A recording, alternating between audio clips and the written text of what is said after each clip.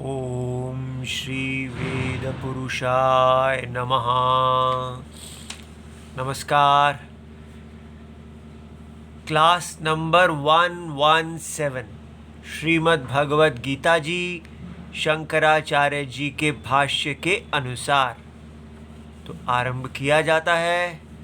ओम श्री सीतारामचंद्राभ्याम नमः।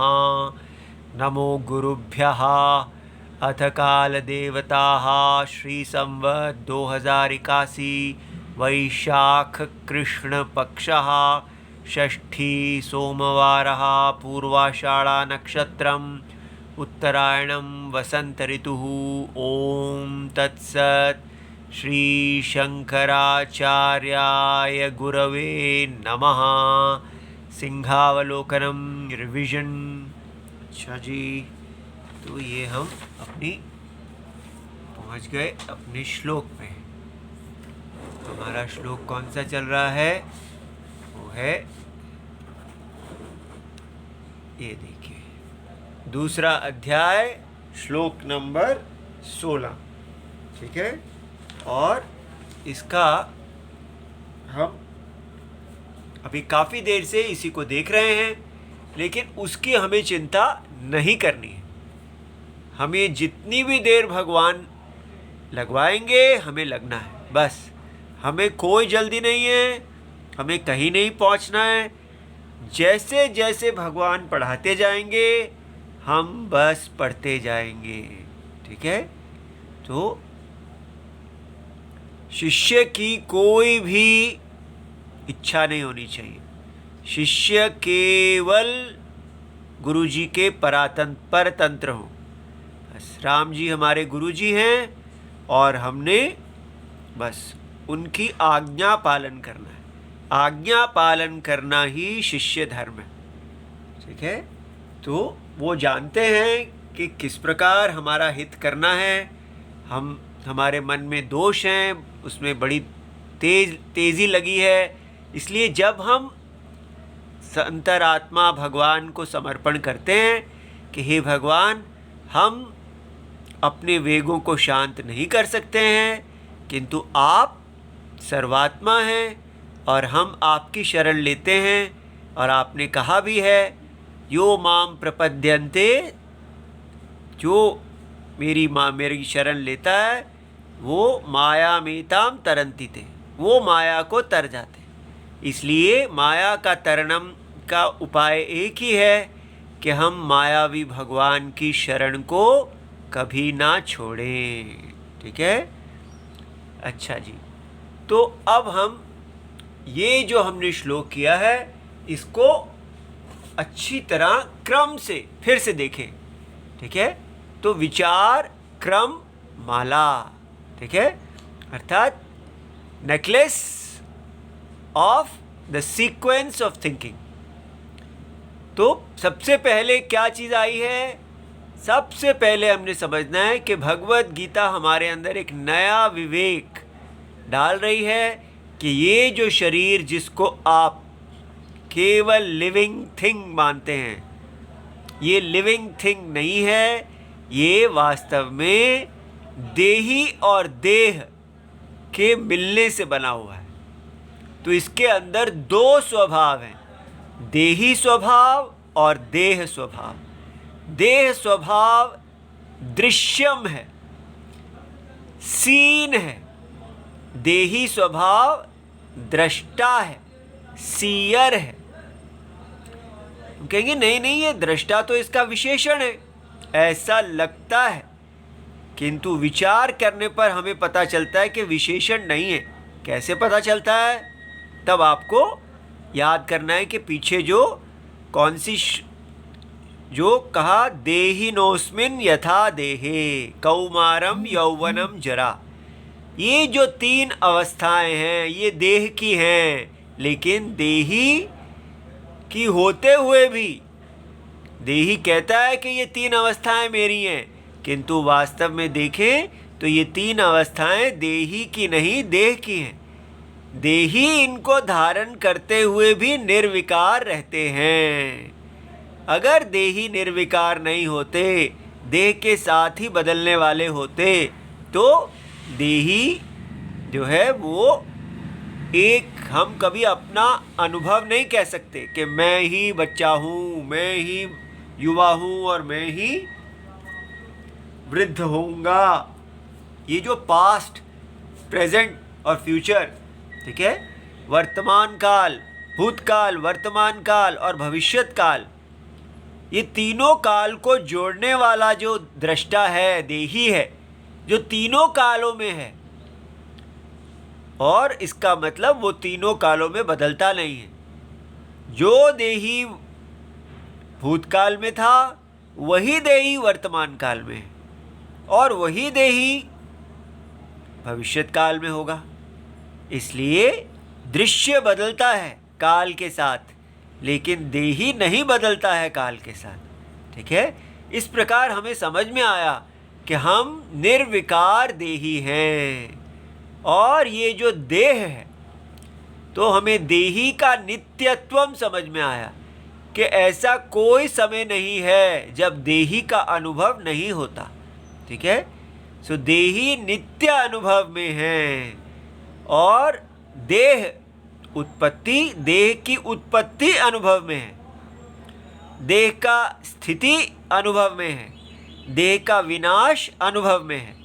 ठीक है, सो देह का आना जाना अनुभव में है, और किसके अनुभव में है? देही के अनुभव में है।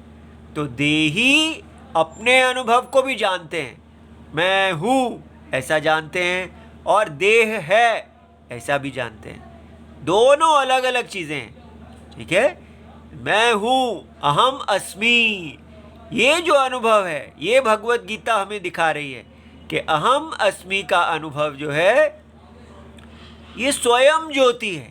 ये वाक्य शब्द आप सीख लीजिए, स्वयं ज्योति, स्वयं प्रकाश।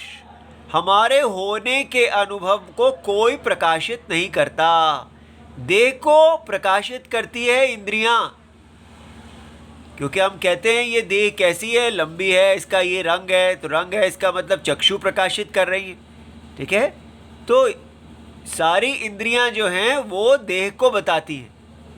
तो देह इंद्रियों के द्वारा प्रकाशित है, इंद्रियां मन के द्वारा प्रकाशित हैं, मन बुद्धि के द्वारा प्रकाशित है। ठीक है, और लेकिन ये सब जो है इसको प्रकाशित करने वाले देही हैं। तो देही किसके द्वारा प्रकाशित है? तो देही ही स्वयं प्रकाश है। कोई देही को प्रकाशित, कोई अन्य देही को प्रकाशित नहीं करता। देही स्वयं अपने आप को प्रकाशित करते हैं। कृपया जब ये वाक्य कहा जाए आप अपने अनुभव को एक क्षण देखिए, ये स्वयं प्रकाश क्या होता है। थोड़ा समय लीजिए, रुकिए और देखिए अपने आप को। ठीक है, तो जो मेडिटेशन आदि की आदत तो हमें पड़ी हुई है, लेकिन मेडिटेशन में हम केवल अपने मन को सुलाते हैं कि मन लय को चले जाए, लेकिन यहाँ हम अपने मन को नहीं सुलाते हैं, यहाँ हम अपने अनुभव को देखते हैं। ठीक है, देखिए कि ये आपका होना और देह का होना, ये दोनों अलग अलग अनुभव हैं। देह प्रकाशित है, देह में विकार है, और देही प्रकाशक है और वो निर्विकार है। देही स्वयं ज्योति है। ये सब आपको अर्थ दिखने चाहिए। ठीक है, हाँ, ये देह को तो मैं प्रकाशित कर रहा हूं, ऐसे देखिए, लेकिन मुझको कौन प्रकाशित कर रहा है? ये ऐसे करके एकदम आश्चर्य अनुभव होना चाहिए। तो ये दो अलग अलग जो आपके अंदर आपके स्वभाव हैं, इसको आपको रजिस्टर करना है, इनको आपको देखना है कि हाँ ये तो है। देही बिल्कुल अलग है, देह अलग है। अब यहाँ तक ये जो 16 का श्लोक है, ठीक है, नासतो विद्यते भावः, इसके पूर्व तक भगवान ने हमें ये दो स्वभाव हमारे दिखाए और कहा ये नित्य है, इसका नाश कभी नहीं होता। आपको अपने नाश का अनुभव कभी नहीं होगा। क्यों नहीं होगा? क्योंकि उसका अनुभव होने के लिए आपको वहाँ होना पड़ेगा। देखिए, आप होंगे तो आप कहेंगे कि मैं नष्ट हो गया, लेकिन जब आप नष्ट ही हो गए तो फिर आप, इसका मतलब आप अपने नाश का अनुभव कभी नहीं कर सकते। इससे ही सिद्ध हो गया कि आपका कभी नाश ही नहीं होगा। तो हमें डर लगा रहता है कि मेरा नाश हो जाएगा। अर्जुन यही कह रहे थे, आत्मा का नाश हो जाएगा। लेकिन विचार से ही हमें समझ में आता है कि आत्मा के नाश का अनुभव कभी भी नहीं होगा। ये हो ही नहीं सकता कि आत्मा का नाश हो जाए। ठीक है, इसलिए नहीं, अगर फिर भी हो गया तो कैसे हो जाएगा?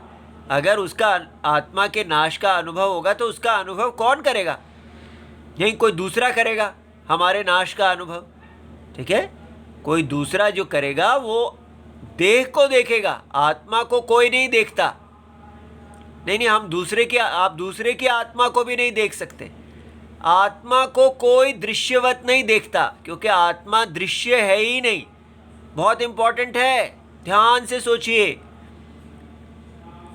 इंद्रियां दृश्य को देख सकती हैं, आपकी आत्मा या दूसरे की आत्मा। आत्मा दृश्य नहीं है, इसलिए ना आत्मा आपकी और उसकी भी नहीं है। देह आपकी है और देह उसकी है, लेकिन देह के अंदर रहने वाला जो देही है वो केवल साक्षी है। मैं प्रत्यय का भी साक्षी है। ठीक है, उसमें निर्गुण है वो। इसलिए ये समझना है, आत्मा कभी दृश्य सीन, आत्मा प्रकाश रूप है, प्रकाशक है। प्रकाशक को कोई भी प्रकाशित नहीं कर सकता। इसलिए आत्मा को आपने कभी भी दृश्य के रूप में नहीं देखा। ठीक है, ना देखा जा सकता है। आत्मा हमेशा दृष्टा है। बहुत इंपॉर्टेंट पॉइंट है, इसको देखिए। आत्मा का स्वभाव ही दृष्टा है और देह का स्वभाव दृश्यम है। तो आपके अंदर दो स्वभाव आ गए, दृश्यम और दृष्टा। अब ये श्लोक कहना चाहता है कि जो दृष्टा स्वरूप है, क्योंकि कहा था न असतो विद्यते भावः, जो असत होता है उसका भाव नहीं है, और जो सत है उसका भाव है। ये तो इसलिए न अभावो विद्यते सतः, सत का अभाव नहीं है और जो असत है उसका भाव नहीं है। तो हमको ये देखना है। अब भगवत गीता दिखाना चाहती है कि आपकी देह के अंदर इंद्रियां के अंदर इंद्रियों के विषय, उनका छूना और सुख दुख का आना, ये सब का सब, इसकी कोई स्वतंत्र सत्ता नहीं है। सत्ता केवल देही की है। देही आत्मा ही सत्यम है, और ये उसके बारे में ही एक विपरीत ग्रहणम है। जैसे देही आत्मा रस्सी है तो देह सांप है, उसमें दिखने वाला सांप। लेकिन अज्ञानी को लगता है कि सांप जो है सत्य है, लेकिन सत्यता तो रस्सी की है। इसी प्रकार ये देही सत्यम है और देह मिथ्या असत्यम है। ये बात दिखाने के लिए ये श्लोक है। यह आपको समझ में आया? अब प्रश्न है कि आप कैसे कहते हैं कि ये आप कह रहे हैं देह, इंद्रियां, इंद्रियों के विषय, माने पूरा जगत, क्योंकि पूरा जगत जो है वो देह है, देही की। ठीक है, परमात्मा की देह है, तो परमात्मा की देह के अंदर ही तो हमारी देह है। तो हमारी देह और उसकी इंद्रियों के विषय मिथ्या हैं। हमारी देह में मिलने वाले सुख दुख जो हैं वो, उनका कोई सत्ता नहीं है। तो भगवान की जो पूरा विश्व रूप जो देह है, ये पूरी जागृत अवस्था, सूर्य चंद्र इत्यादि सब, पहाड़, नदियाँ, बॉम्ब, एटम बॉम्ब, जो कुछ भी आप कल्पना कर सकते हैं, ठीक है, भूतकाल, वर्तमान काल, भविष्यत काल, सब ये जो दुनिया दिखती है इसकी कोई सत्ता नहीं है। ठीक है, तो सत्ता किसकी है? देही की। देही का ही अज्ञान के कारण हमको ये प्रपंच दिख रहा है। अब ये बहुत ही बड़ी बात है। भगवान, ये भगवान है, ये देही जो देह के अंदर निर्विकार रूप से वास करते हैं। ये भगवत गीता, ये वेद के भगवान है। इसलिए इनको समझना जानना कितनी बड़ी बात है। तो अभी तो हम इनका परिचय हो रहा है। धीरे धीरे हमारा सारा मन जो है इस असत प्रपंच में नशे की तरह पागल हो रहा है। हम भोग चाहते हैं। हम भगवान के पास जाते हैं तो हम कहते हैं भगवान हमें ये भोग दो, वो भोग दो, ठीक है, हमें दुख से दूर करो। लेकिन भगवान ने या भगवत गीता में क्या कहा है? दुखों को सहो। नहीं, भगवान हम आपके पास आए थे कि आप दुखों को दूर करेंगे, और आप कह रहे हैं दुखों को सह लो। जो दुखों को सह लेगा वो अमृतत्वाय कल्पते। समझ में आया? इसलिए दुखों, सुख और दुख जो है यहाँ पर समझना है कि इनका तो कोई अंत ही नहीं है। इसलिए हमको भगवान से वो मांगना चाहिए जिसका अंत है। इस अविद्या का, अज्ञान का अंत हो सकता है, लेकिन अज्ञान अवस्था के अंदर सुख दुख आते ही रहेंगे। तो एक दुख दूर कर दो भगवान, दूसरा दूर कर दो। तो क्यों ना ये कहें भगवान सारे के सारे दुखों का मूल कारण क्या है? वो इस देही को देह समझना, देह को सत्य समझना, ठीक है, और देही को नहीं पहचानना। देही सत्य है और देह, ये पूरा जगत मिथ्या है। अब ये तो हर जगह हम सुनते हैं, इसमें क्या बड़ी बात है? तो सुनते तो हम हर जगह हैं और बोलते भी हैं और इसका भाषण भी देते हैं, लेकिन इसको आपने देखना है। जब देखने लगेंगे तो एकदम शांत हो जाएंगे। फिर लोगों से बातें करने का दिल नहीं करेगा। एकदम मन में उपरती आ जाएगी, ये मैंने क्या देख लिया। ये अंतरात्मा, जगत की आत्मा जो इस शरीर के अंदर रहने वाले देही है, वो सारे जगत में व्याप्त हैं। उनसे ही ये जगत सत्यम है। ठीक है? कैसे? जैसे आप स्वप्न को देखो। स्वप्न जो है वो जब चल रहा होता है तो हमको सत्य प्रतीत होता है, लेकिन स्वप्न के अंदर जितनी देह हैं उन सब में एक ही देही है। ये बात समझ में आ रहा है? स्वप्न की सारी देह, कुत्ता, बिल्ली, चूहा, हाथी और घट पट जो भी वहाँ है, पेड़ है, मिट्टी है, पहाड़ है, नदी है, सब पूरा स्वप्न प्रपंच हमें पता है कि वो एक प्रतीति है, उसकी कोई सत्ता नहीं है। सत्ता तो देही की है जिसके अंदर वो दिख रहा है। इसलिए स्वप्न को मन के अंदर दिख रहा है ऐसा नहीं समझना, क्योंकि मन में तो दिखता है, लेकिन मन स्वयं कहाँ है? तो मन जो है वो देही के अंदर है। सो देही ही स्वप्न का चूहा है, स्वप्न का एक ही देही, हाथी है, बिल्ली है, सांप है, पहाड़ है, नदी है, सब कुछ एक ही देही है। इसलिए स्वप्न के भगवान देही ही जगत के, स्वप्न के जगत के भगवान नारायण है। ये पूरी माया सृष्टि भगवान नारायण के अंदर है। इस माया सृष्टि की कोई सत्ता नहीं है। ये तब तक ही सत्य दिखती है जब तक विचार नहीं किया। इसलिए ये सारा कुछ जो है स्वप्न की सृष्टि, ये नाम रूप है। ये भगवान में एक माया विकार है। ठीक है? नाम रूप माने विकार। ठीक है? इसलिए इसकी कोई सत्ता नहीं है। ये बात आपने देखनी है कि लहरों की कोई सत्ता नहीं है, सत्ता जल की है। इसी प्रकार स्वप्न की कोई सत्ता नहीं है, तो सत्ता किसकी है? देही की है। तो ये बात सिखाने के लिए हमको भगवान ने घट का दृष्टांत दिया, घड़े का दृष्टांत। विकारो ही सहा, जैसे घट असत है और मिट्टी सत है। अब यहाँ पर दृष्टांत है कि कार्य असत होता है, कारणम सत होता है। क्यों? क्योंकि कार्य की अनुपलब्धि है।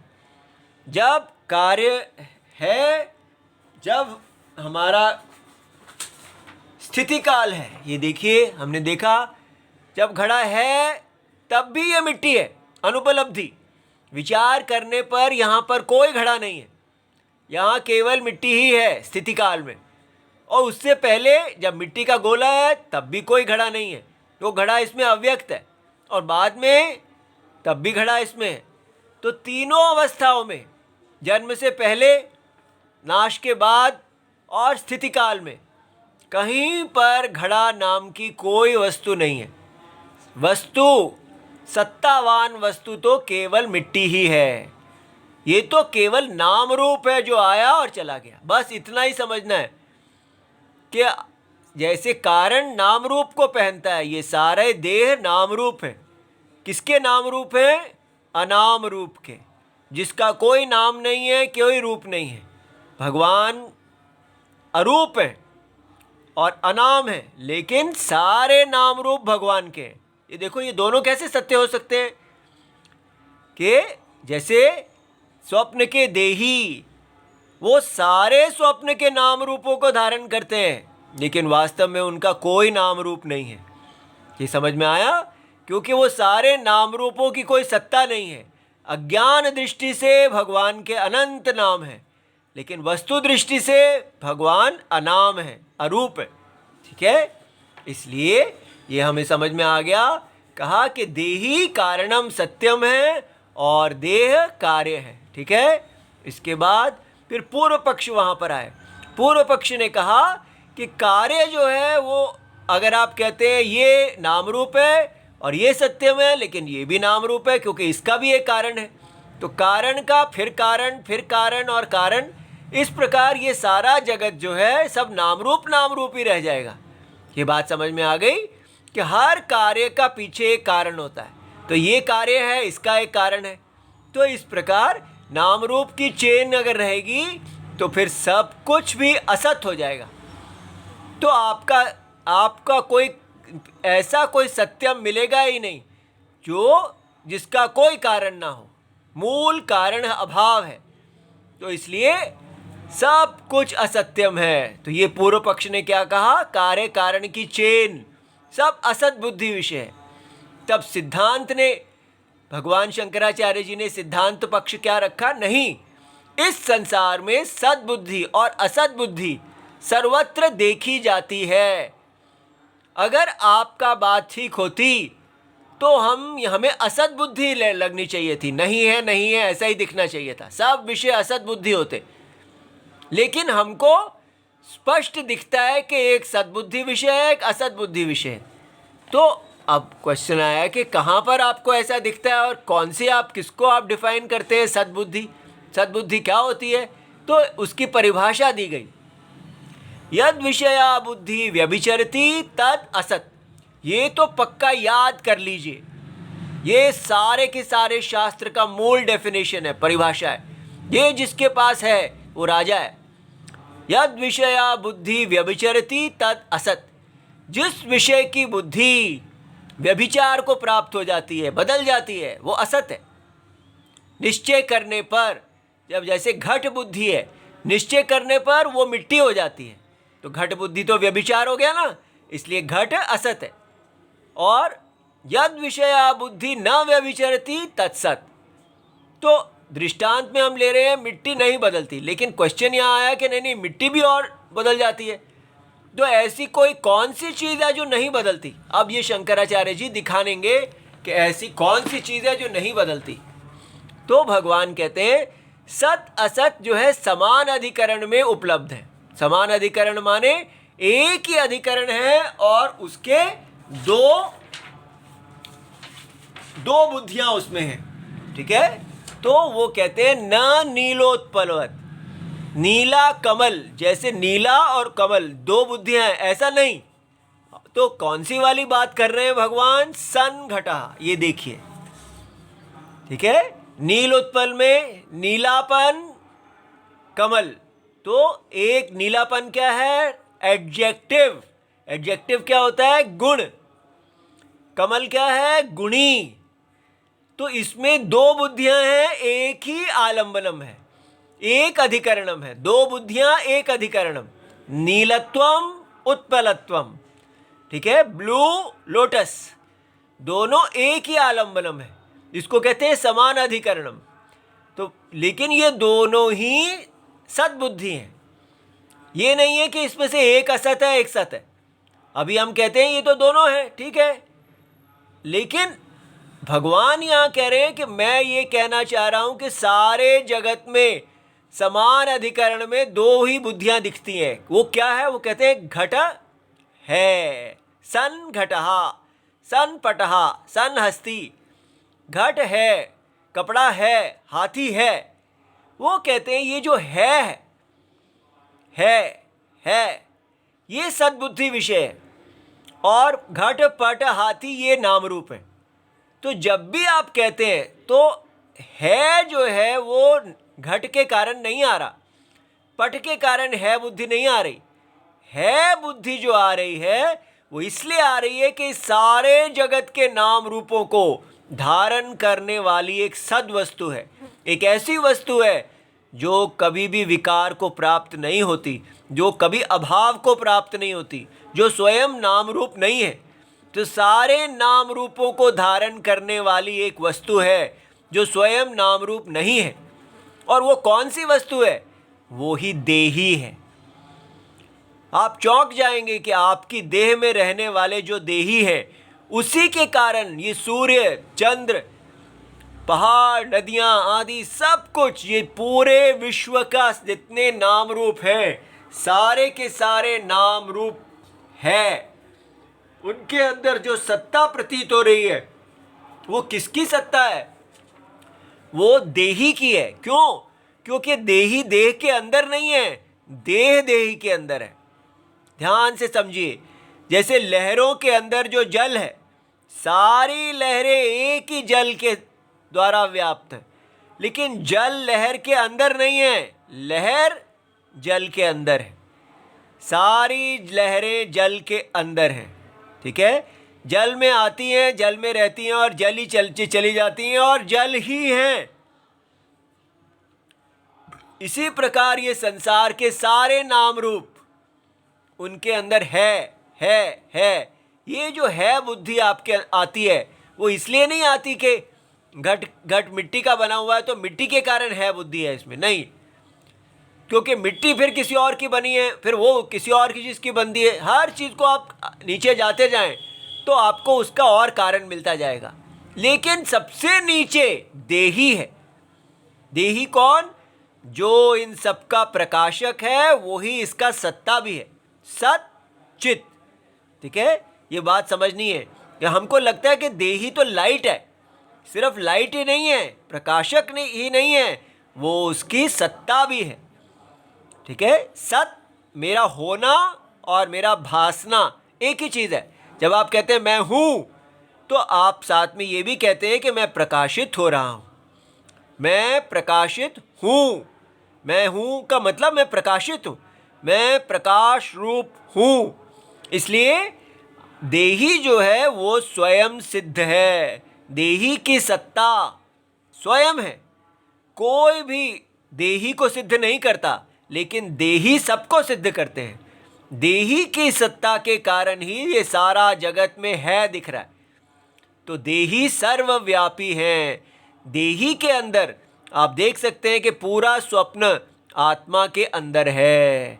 इसलिए ये है जो तीन हैं, ये भगवान कहते हैं कि ये तीन जो सारे जगत में है की प्रतीति है तो देही के कारण है।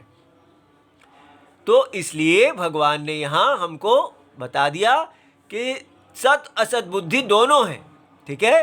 तो घट बुद्धि असत है और सन बुद्धि जो है ये देही है।